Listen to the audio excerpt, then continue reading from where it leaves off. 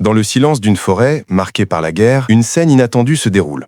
Les caméras ukrainiennes ont capté un moment qui sera difficile à oublier. Un homme apparaît, visiblement bouleversé, vêtu seulement de sous-vêtements thermiques, avançant d'un pas incertain. Il ne ressemble pas à un ennemi en combat, mais plutôt à quelqu'un qui a complètement perdu son chemin. Derrière lui, un garde-frontière ukrainien l'accompagne, le conduisant vers une position sécurisée. Pendant quelques instants, personne ne comprend vraiment ce qui se passe. Est-ce un prisonnier, un déserteur ou simplement un soldat égaré au milieu de l'immensité de la forêt? Son regard vide et son corps tremblant ne laissent aucun doute. Ce n'est pas une rencontre ordinaire. L'homme, jusque-là anonyme, se révèle être un opérateur de drone de l'armée russe. Un militaire formé pour surveiller, attaquer et recueillir des informations, mais qui se retrouve désormais désarmé, vulnérable, et sans aucune attitude de combat. Les images montrent qu'il peine même à répondre aux questions de l'interrogatoire. Interrogé sur sa brigade, sur la durée de son service, et même sur sa fonction précise, il bégaye, se perd, incapable de maîtriser ses propres mots. Cette scène révèle non seulement la capture d'un soldat, mais aussi l'effondrement psychologique d'un homme au cœur d'une guerre qui a déjà dépassé toutes les limites de l'humain.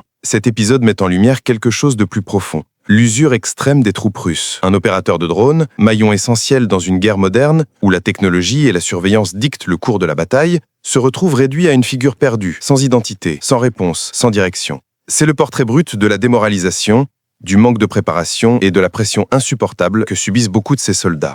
Et voici la réflexion que je veux partager avec vous. Lorsque même les opérateurs de haute technologie se rendent de cette manière, qu'est-ce que cela nous dit du véritable état de l'armée russe? Sommes-nous face à un signe clair de l'effondrement moral des troupes de Poutine? J'aimerais vraiment connaître votre avis. Laissez en commentaire ce que vous pensez de cette scène et de ce qu'elle révèle sur l'avenir de la guerre.